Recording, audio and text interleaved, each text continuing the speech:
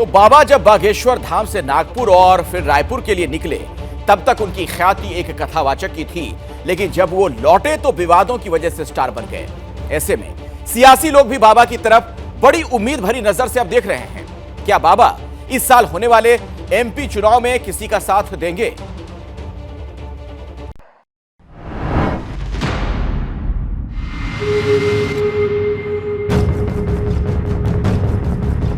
रामचरितमानस को जिस दिन राष्ट्रीय ग्रंथ बना दिया जाएगा, भारत हिंदू राष्ट्र बन जाएगा।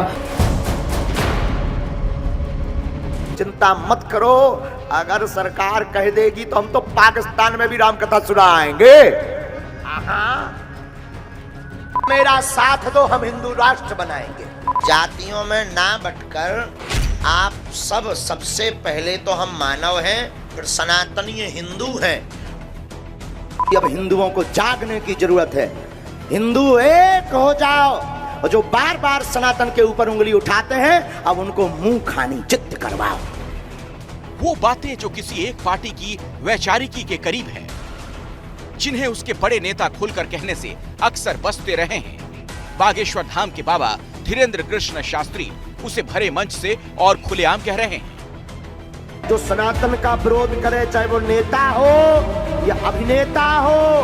देखो, तुमने एक अभिनेता की फिल्म करी थी बाइकॉट, तो सारा जो है कलावा मानन लगो, तिलक लगाम लगो। बाबा के ये तेवर राजनीतिक लोगों को भी बहुत लुभा रहे हैं, खासकर मध्य प्रदेश में, जहां की इस साल विधानसभा चुनाव है। वहां नेताओं में बाबा की लोकप्रियता पर सवार होने की होड़ लगी है। इसमें न शिवराज सरकार पीछे है, न विपक्षी कांग्रेस। मध्य प्रदेश की शिवराज सरकार बाबा को खुश करने के लिए हर जतन कर रही है। यही वजह है कि जब बाबा को कथित तौर पर जान से मारने के लिए फोन पर धमकी मिली तो सरकार ने जांच के लिए एक जंबो कमेटी बना दी और आने वाले दिनों में बाबा को सरकारी सुरक्षा देने के भी इंतजाम किए जा रहे हैं। वैसे बागेश्वर वाले बाबा के दरबार में राजनीतिक हस्तियों की हाजिरी कोई नई बात नहीं। केंद्रीय मंत्री नितिन गडकरी से लेकर महाराष्ट्र के डिप्टी सीएम देवेंद्र फडणवीस, मध्य प्रदेश के गृह मंत्री नरोत्तम मिश्रा से लेकर बीजेपी के सांसद मनोज तिवारी तक बाबा के दरबार में हाजिरी दे चुके हैं। रायपुर में लगे दरबार में तो धीरेन्द्र कृष्ण शास्त्री बीजेपी का टिकट चाहने की इच्छुक एक फरियादी को आशीर्वाद भी दे चुके हैं। स्वास्थ्य ठीक रहेगा, भाजपा पार्टी से विधायकी का टिकट चाहते हैं, कर्म करें, बालाजी कृपा करेंगे, आशीर्वाद है। अच्छा, अब हम कुछ चीजें हैं जो माइक पे बोलेंगे तो हमारे पीछे सरकारें लग जाएंगी। लेकिन हमारे पीछे सरकारें लग जाएंगी, इसलिए हम तो पार्टियों के बड़े नेता ही नहीं, टिकट चाहने वालों की भी बाबा के दरबार में लाइन लगी है।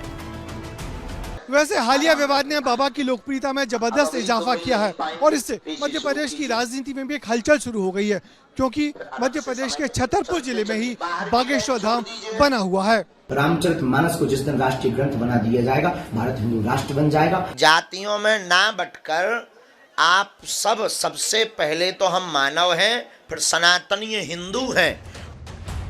इस तरह हिंदुत्व के एजेंडे को लेकर बाबा फुल फॉर्म में दिख रहे हैं। धीरेन्द्र कृष्ण शास्त्री राजनीति में इतने अहम फैक्टर हो गए कि हिंदू राष्ट्र, घर वापसी जैसे मुद्दों पर वैचारिक असहमति के बावजूद कांग्रेस के दिग्गज और पूर्व सीएम कमलनाथ भी बाबा के टच में हैं। मेरा प्रोग्राम बना था जाने के लिए, पर जो डेट मैं दे रहा था, जो डेट उनकी थी, वो कहीं दौरे में निकल गए, तो मेरी तो कल ही उनसे बात हुई। तो क्या मध्य प्रदेश में कथावाचक धीरेन्द्र कृष्ण शास्त्री बीजेपी और कांग्रेस दोनों को जरूरी नजर आ रहे हैं? क्या बागेश्वर धाम के बाबा मध्य प्रदेश के चुनाव में अहम फैक्टर होने वाले हैं? इस पर बाबा क्या कहते हैं, जरा ये भी सुनिए। हमारा कोई भी राजनीतिक उद्देश्य नहीं है। राजपीठ और व्यासपीठ दोनों अलग अलग हैं। हम राजपीठ के माध्यम से नहीं, अपितु व्यासपीठ के माध्यम से सनातन का प्रचार करें। तो बाबा का भले ही राजनीतिक उद्देश्य ना हो, लेकिन ऐसा लग रहा है कि धीरेन्द्र शास्त्री राजनीति को प्रभावित करने की स्थिति में आ गए हैं। ब्रजेश राजपूत के साथ ब्यूरो रिपोर्ट। और इस खबर की इनसाइड स्टोरी आपको बताएंगे हमारे सहयोगी ब्रजेश राजपूत। सीधे उन्हीं के पास हम चलते हैं। ब्रजेश, बाबा के आज के बोल वचन पर अगर हम नजर डालें तो ऐसा लगता है कि अब बदले बदले से बागेश्वर वाले सरकार नजर आते हैं। हाँ बिल्कुल अखिलेश, बाबा के आज के सारे बयान सुनने के बाद यही लगा कि बाबा बहुत कुछ बदल रहे हैं और बदले बदले नज़र आने भी लगे हैं। दरअसल पहले तो बाबा जो कुछ बोलते थे उस पर नज़र होती नहीं थी, मगर पिछले 4-5 दिनों से वो जो कुछ बोल रहे हैं उस पर ढेर सारे टीवी चैनल्स की नज़र है, बहुत सारे लोग उनको देख रहे हैं, तो जो कुछ बुरा लग रहा है या जो कुछ खटक रहा है लोग उन तक बात पहुंच रही है। तो बाबा अपने बयानों में अब एक नरमी ला रहे हैं। कल तक वो जो कुछ बोलते रहते थे, बहुत तीखा बोलते थे, बहुत सख्त बोलते थे, अब थोड़ी वो नरमी ला रहे हैं और ऐसी बात कह रहे हैं जो ज़्यादा से ज़्यादा लोगों तक पहुँचे, ज़्यादा तक लोगों उसको स्वीकार करें। ना तो वो संविधान के खिलाफ जाने की बात कर रहे हैं और इनफैक्ट वो अपनी जो बातचीत की जो सवाल करते हैं या जवाब देते हैं उसमें हमने आज उनसे पूछा कि आपकी बातें शब्दों पर लोग परेशान होते हैं, तो उन्होंने कहा मैं उसको बदलने की कोशिश भी करूँगा क्योंकि मैं देहाती आदमी हूँ, आप जैसा शहरी नहीं हूँ। तो बाबा इस बात की बात भी कर रहे हैं कि अब वो धीरे धीरे अपने आप को बदलने की कोशिश कर रही है, तो निश्चित ही। और आज उन्होंने जब उनसे पूछा कि आपकी सारी बातें बीजेपी वालों की लगती है, तो उन्होंने कहा नहीं, मैं ना बीजेपी का हूं ना मैं कांग्रेस का हूं, मैं तो अपनी बात कहता हूं। चलिए, बहुत बहुत शुक्रिया ब्रजेश इस जानकारी के लिए आपका। क्या मजबूरी है मेरी, बताइए। मैं अभी आपको बताती हूँ कि मैंने ओए होए होए होए, नमकीन के चटकारे लेते हुए टकटकी मार के डिबेट शो को पॉज रिपीट कर करके देख रहे हैं जोगिंदर जी। इनकी तरह आप भी देखें अपनी फेवरेट डिबेट्स को रिपीट कर और डाउनलोड कीजिए एबीपी लाइव ऐप अपने स्मार्ट टीवी पर।